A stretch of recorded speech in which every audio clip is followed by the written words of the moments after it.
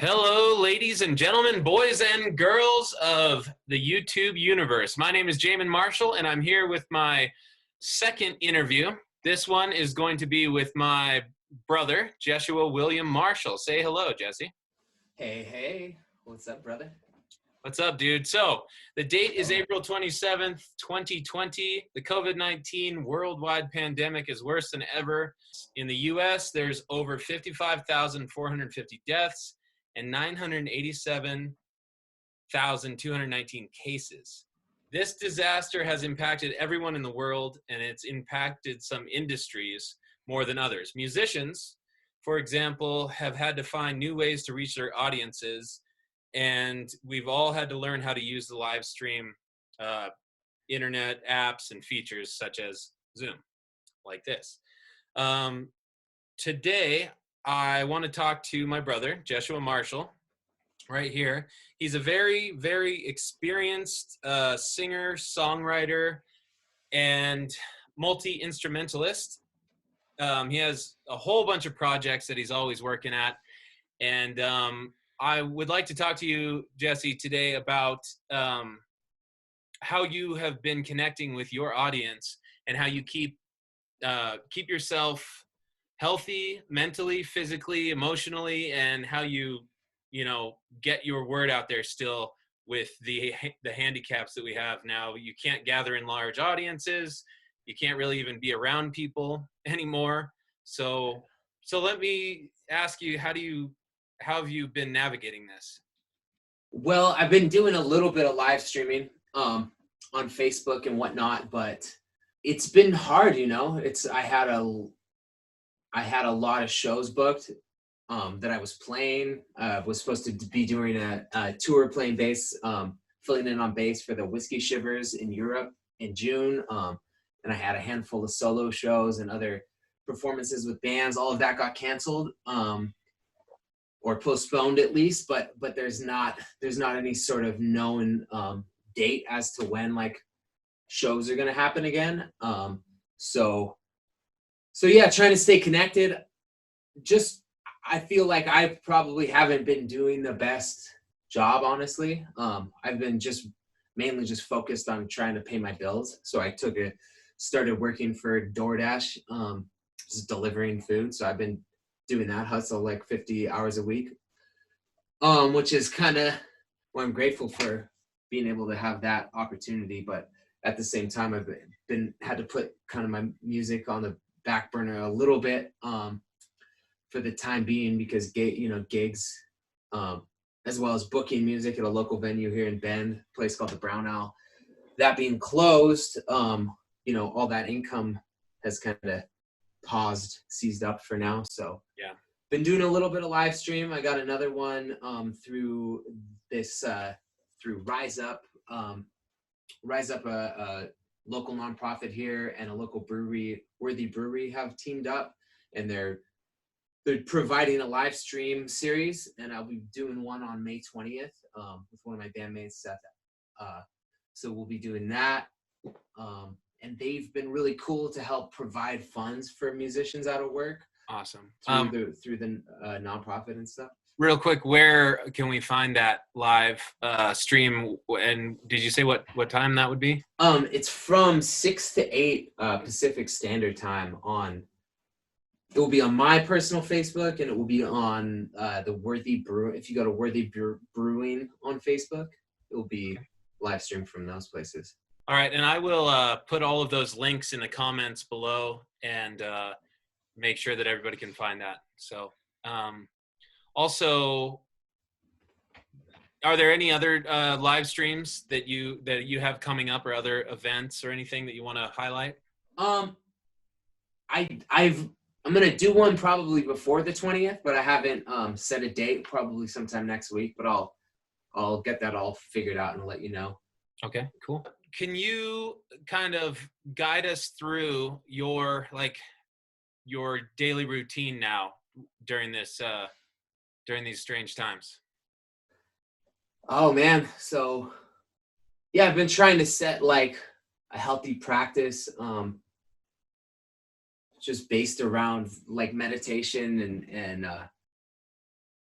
music. So usually wake up, try to like start my day without just like grabbing my phone and browsing through it and getting all like caught up in everything, getting all stressed out by reading the news. I actually haven't been reading the news really. So when you announced like where the deaths were at, that was like news to me because I haven't been following that too much. Yeah, I hadn't either until this morning. I looked at it. I've been keeping my phone downstairs while I sleep. It's not in our room anymore. Yeah, I think it's a good move. It's a little bit just so bombarded with information constantly. It's a little can be a little overwhelming. Yeah, I know. So you get up, you meditate. Yeah, meditate.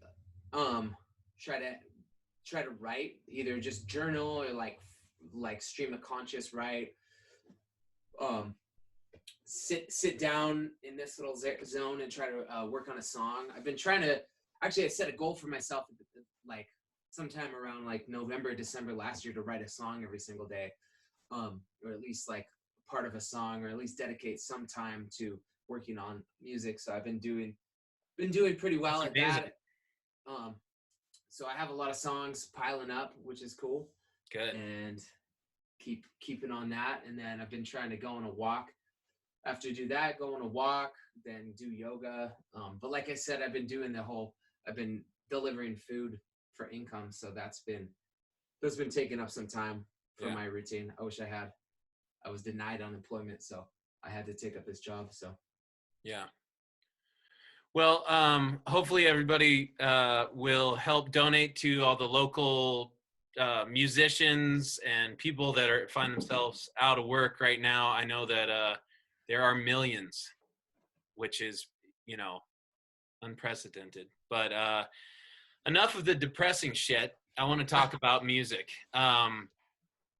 So, but I think it's important that we touch on the reality of this situation so that people are reminded as they go back and watch these videos in years down the line. Hopefully things will be to some kind of normalcy, and we'll look back at it and be like, holy shit, that is crazy. But I want to move on right now in our conversation. To those of you who don't know, I've been playing music with this fella right here for about, 16, 17 years. And we've played in a band, maybe a bit longer, but we played in a band, Larry and His Flask, and we toured all over Canada, the US, and Europe together. And now Jeshua is doing all sorts of projects. So can you give us a rundown of the bands that you're currently operating in and any new music that you're dropping on the world, please? Yeah. So I've been working with my buddy Todd Rosenberg. He's a producer and a drummer in the Mad Caddies, amazing Southern California ska reggae punk band. I've been in his studio quite a bit. Well, up until this, or like basically up until the quarantine got set in place. I was working on a full-length solo record, which would be my first solo album. I've done like a couple songs here and there, but I haven't put that much energy into it until recently. So I've got one song that's completely done, mixed and mastered. And I was actually just before we got on this call, I was like dialing in, working with Inea Lujan to do some art for it, for like the digital release. So kind of getting that stuff dialed in. And Inea's from out here, right? Yeah, from Pueblo, Colorado. And and I'm up in Lafayette.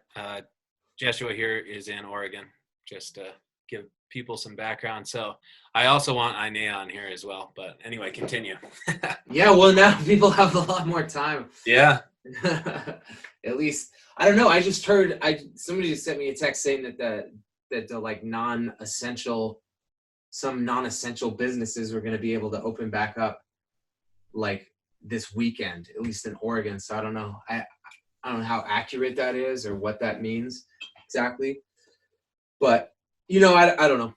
That aside, been working on the solo music. I've been performing solo for quite a while, but now I finally like harnessed my energy into like just getting some songs recorded and get some momentum going and put some energy in getting that stuff out there. And another recording that we just did playing bass in a new band in the area called the Woodsman, Bend, Oregon band. We just did 3 songs in the same studio with Todd Rosenberg, but all like just a live recording. So we got a couple of those tracks we're going to be releasing in the next few weeks. And yeah, I heard one this morning. It sounds amazing, dude. Sweet. What was that track called? It's called Alabama. Yeah, Alabama. Yeah. Yeah. I think that's going to be the first single that we're going to be releasing. So, really fun project. Super talented musicians. So stoked about that. It's kind of cool because I had a bunch of like multiple recording projects going, and they're at a point where like now we can release them. So at least it's like, even though everything else getting canceled, at least there's like something musical that we can like put out there in the world. Yeah, for sure. It's not a live show, but it's recordings. Yeah. So you've got your solo, Jeshua. Are you just going by Jeshua Marshall for the solo project stuff? Yep. Yeah. And then you've got the Woodsman. Yep. And then you've got Guardian of the Underdog. Yep. And which we'll be releasing a 5-song EP. I think we're going to release the first single of that pretty soon. The first single is called Best Friend. And Jamin did the art for it. Yeah. Together. There's some art for that. Well, you and I together. You took the picture. Thanks to Adam's dog for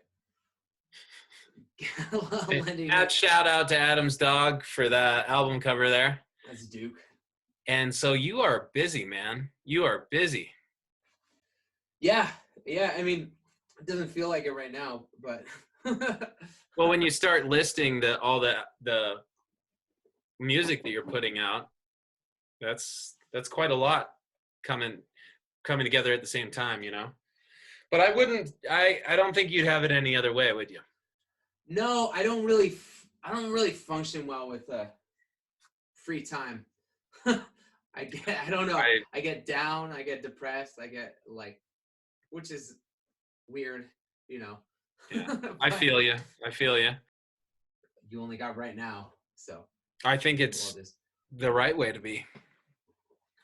I think if you wrong, but. Well, I mean, I think there are cycles to everything. There's times where we can relax. Yeah. There's times where we can chill back a bit. But I also wanted to touch on this funny thing here. This is what I'm drinking right now. It's water in a big mason jar, and I saw that you are the same thing. Cheers. Yeah. Well, we are brothers. Mm-hmm. We didn't really touch on that much, but. Both of these jars probably came from Mom. Oh yeah. She probably put the 100%. There was tomatoes in here before. Speaking of which, I wanted to show everybody out there this here.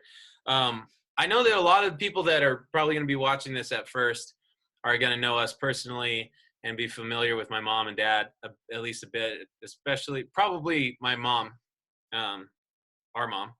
And this is a picture from I want to say that's the 80s, early 80s. Yeah. Probably 1980.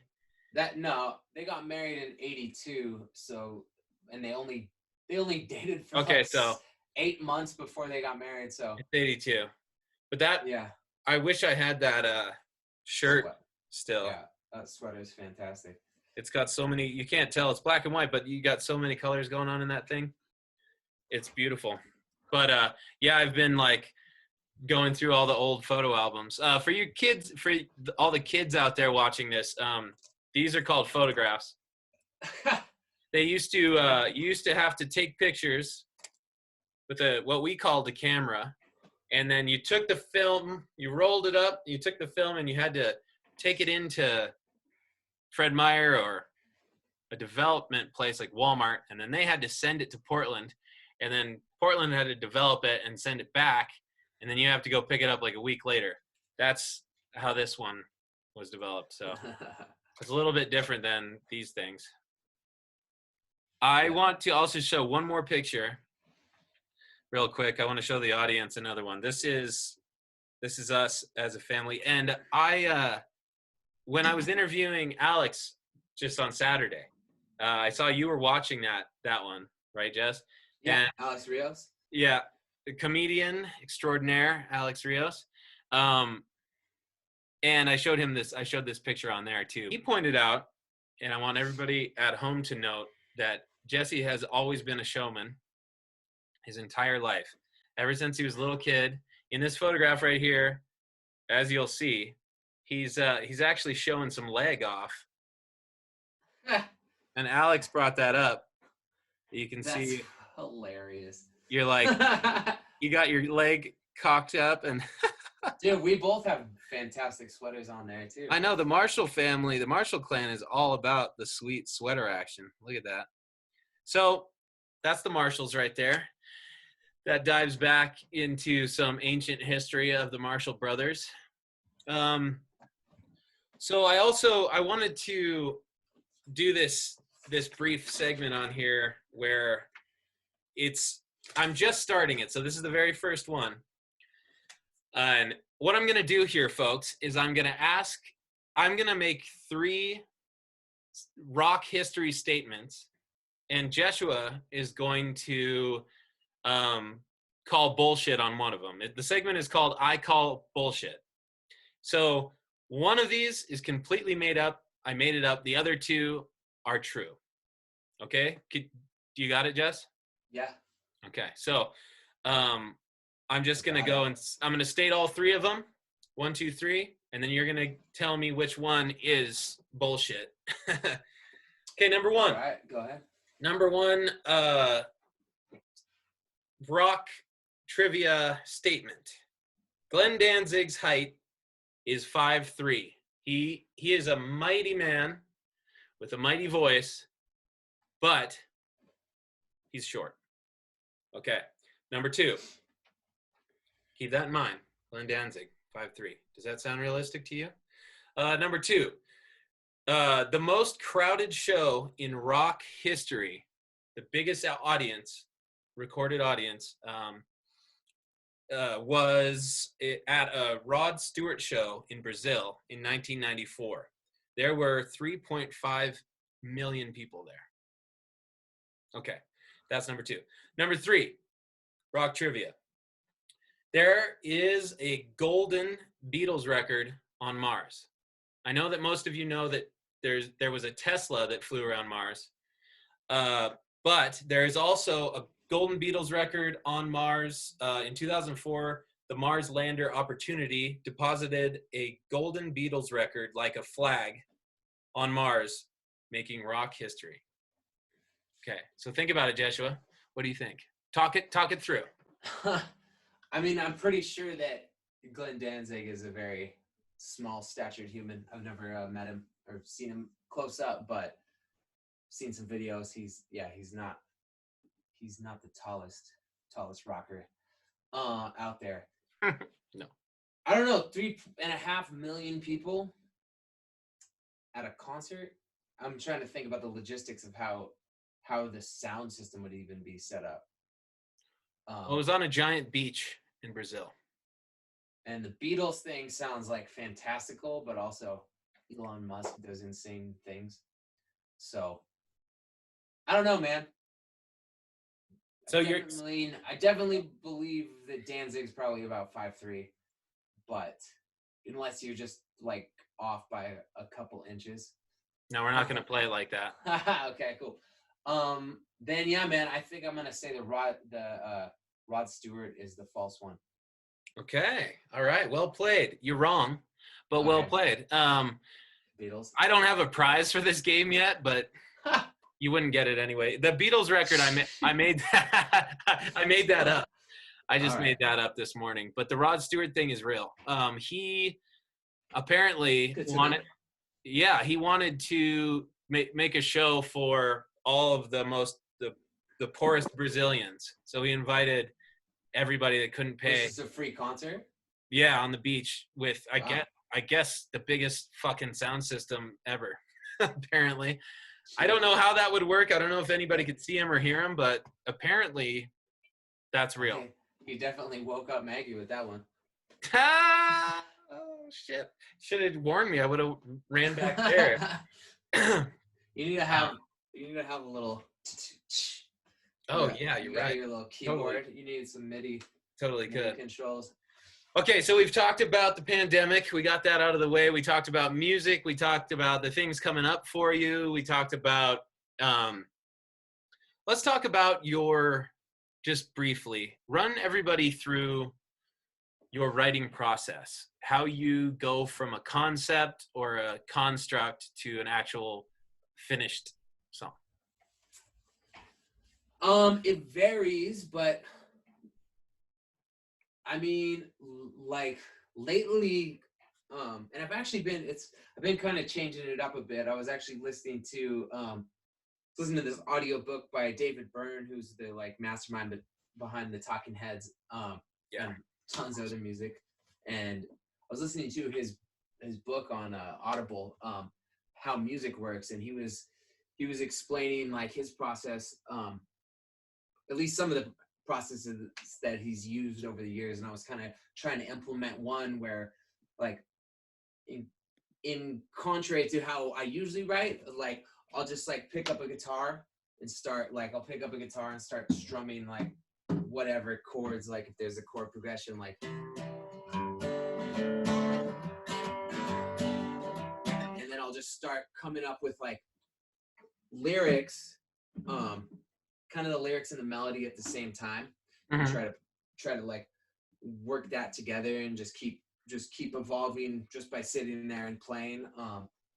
And sometimes I'll like what the challenge that I was mentioning earlier, that I was trying to challenge myself is write a song every day, is just sit there and write like the main like guts of the song, the verses and choruses and the structure, and then record it onto my phone or whatever, like all in one sitting. But sometimes I'll like lately I haven't written anything like that in a few days or a week or so.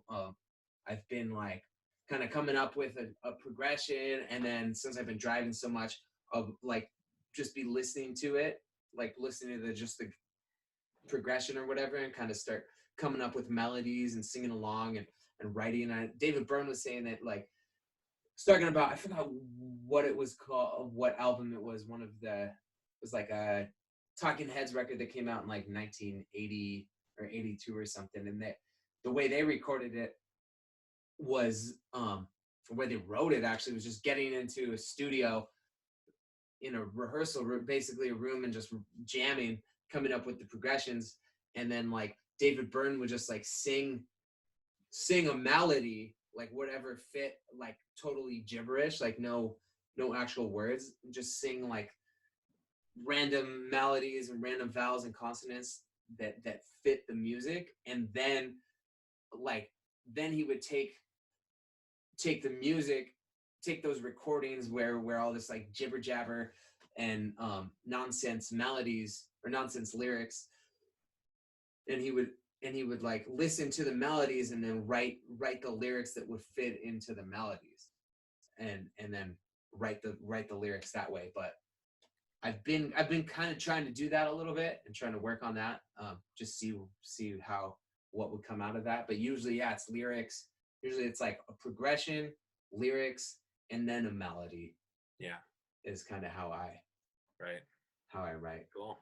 Yeah, and I imagine as you go through that book, which I've not read. It's a really cool book. I definitely suggest checking it. Yeah. Checking it out. I imagine that if you've been a professional musician as long as that you've gone through a bunch of different ways to do it. Probably every way there is. And I do love his music. It's great. Totally. Yeah, there's so many different ways to skin a do cat. it. Yeah, as they say. Um, Hillbilly say. yeah, that's interesting, man. It's a challenge. Yeah, I'm sure. But man, will it expand your abilities and your brain and your just everything. I mean, you could also incorporate just to keep your chops. I mean, I guess you don't really need to keep your chops up if you're doing that every day, but also to learn a cover here and there. Yeah.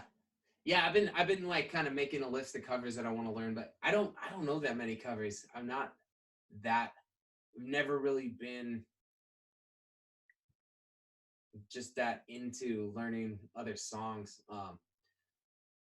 For whatever reason, I guess because I'm just constantly trying to write that. Yeah. But it's a good practice to learn other people's songs too, because it helps you as a writer, because then you know like what you can understand a song and what makes a successful song. Yeah. At least like from a musical standpoint, not necessarily commercially successful, Yeah. but at least like if you like it, then there's something they did right. So if you learn it and then kind of, I don't know. Well, I read somewhere too that probably in an interview, Hunter S. Thompson, he when he started out, he would just take the greats, the people that he respected the most, and he would just retype. Have you heard that? Right. Yeah. He like rewrote, or he like typed out the entire Great Gatsby, like. Yeah. And that sort of thing. That's the one that's stuck in my mind that I remember hearing about. But like entire books, he would do a few times, I think, where he would just type out the entire book, get their phrasing and terminology and their like the cadence and whatnot. Yeah. And that's the same sort of thing that you're doing with the cover song. And I think that the Flask, for a long time, for whatever reason, we all steered clear of covers for the most part, and it was almost like a stance that we made, like, we're not gonna fucking do covers. And it was like kind of on one hand good that we were focused so much on originality, and on the other hand it was like, everybody likes a good cover. I mean, that it helps, I think, to know that stuff. So, but anyway, I was just wondering, I think we're pretty much gonna wrap up here. And well, it's been a pleasure talking with you, my brother. Pleasure, man. I'm glad to be one of the first. I think this is awesome what you're doing. Thank you. Yeah, and I to watch the videos you put out. Thanks, man. And I'm really excited to do it. I'm really happy that I have this opportunity now. Like, I'm one of the people that got laid off, so I can I have this time to actually focus on this thing, like, and have a new project and a new like passion project that I can do. Yeah. And it dawned on me that recently that I have so many friends in bands, so many musician friends touring. Well, they used to tour when you could tour. Friends, artists, comedians, all these people that are actually really close. And I feel like now's the perfect time to get back into this world where I can talk to everybody one-on-one and share that with everybody. It's just, that's one of those things that's happening that is good. I feel even though I'm way away from everybody and I can't see anybody, personally, I can do it this way. And it's amazing that we've all learned this, how to do this. Shout out to Zoom for providing this service. Yeah, totally. And bringing them probably millions and millions of people together like this. Yeah, absolutely. Pretty awesome. It's awesome. And yeah, mad shout out to them. And let's just go. If you don't mind, Jeshua, would you please play us a song? Yeah. You have one in mind you could do? I don't know. What do you have? Do you have one in mind? Careful there. Yeah, it's a little tight in my zone. Hold on a second. Not anything necessarily off the top of my head. I mean, you could just do whatever one that you've been thinking about the most lately that you're really digging on. Okay, let me just readjust this mic. Let's see. And then before you do that, because I'll have you kind of play us out. But what else? We'll just cover the your live stream coming up again. Let's just mention that again and mention your projects coming out again, please. Yeah, May 20th will be playing for Worthy Brewing on their Facebook, my Facebook, which is just Jeshua William Marshall on Facebook. It's just my personal page. I haven't made a like artist page yet. And I'll put that in the links. I'll put that in the comments below. And yeah, I'll be performing on that with my bandmate Seth Aquilero, and I got a single, my debut solo single coming out probably in about a couple weeks. I haven't got that all dialed in yet. I'm an independent artist, so it's all kind of on me. So I just got to put some effort in. To donate to his cause if you can, folks. Thank you. And then yeah, The Woodsman, our debut single will be out in the next 3 weeks, I think. So we don't have a solid date on that yet. And then Guardian of the Underdog will kind of all around the same general time, but I'll maybe I can come back on here when I have the dates figured out, and I'll let you know. Yeah. And I'm not sure if you can, but maybe you can fit one more musician in that room with social distancing. And I mean, also we could just have another person call in too. Yeah. Yeah. True. Yeah. Maybe we can do the band on here. One of your bands. Yeah, that'd be fun. Yeah. So ladies and gentlemen, Jeshua William Marshall, my little brother, is going to play you all a song, and he's going to play us out today. I want to thank him again for being here. Thank you, Jeshua. Thank you, Jim. Yeah, no problem. And thanks everybody for watching. Please like this video and please share it. Also turn on the bell notifications so you're alerted every time I get drop a new video for you. I very much value all of you and appreciate this platform to show off my friends' art and music. And there we go, folks. Let's keep it rolling. Have a wonderful day. And here is Jeshua William Marshall. I'm gonna play one that's close to my heart and close to you. This is a song I wrote for our pops, Richard Marshall, who passed away from pancreatic cancer in 2011. The song is called "The Weeping Symphony."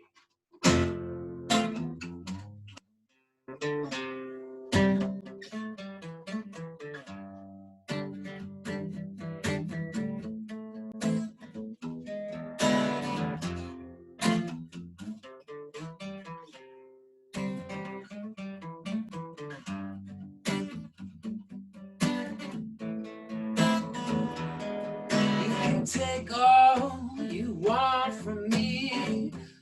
I have what you need. Inside my chest, a drum keeps rhythm with the drifting seas.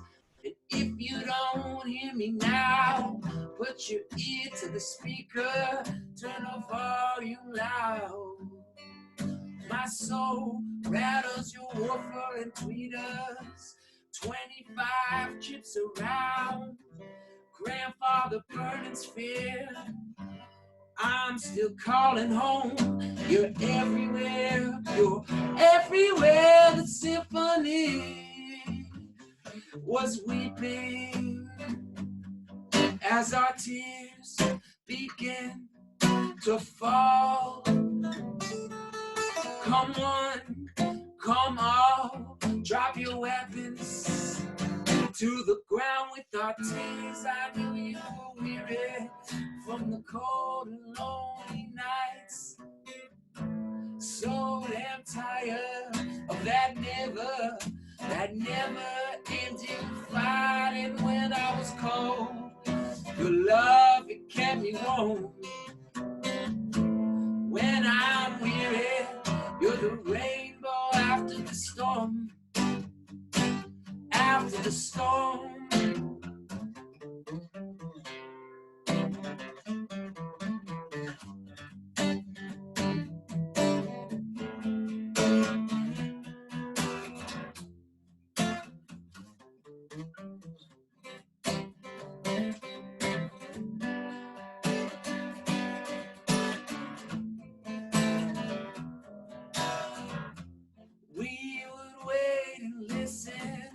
the sounds of that old pickup truck to come rumbling down Glacier Ave, bringing him home.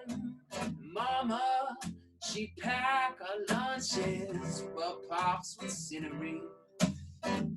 The fire he lit was so bright with the moon shining through the juniper trees. And I would dream of my footprint tattooed on Texas sand. My heart beating like thunder, holding my true love in my hand, and the symphony was weeping as our tears began to fall. Come one, come all, drop your weapons to the ground with our tears. I knew you were weary from the cold and lonely nights. So damn tired of that never ending fighting. When I was cold, your love, it kept us warm. When I'm weary, you're the rainbow after the storm. After the storm. After the storm. After the storm.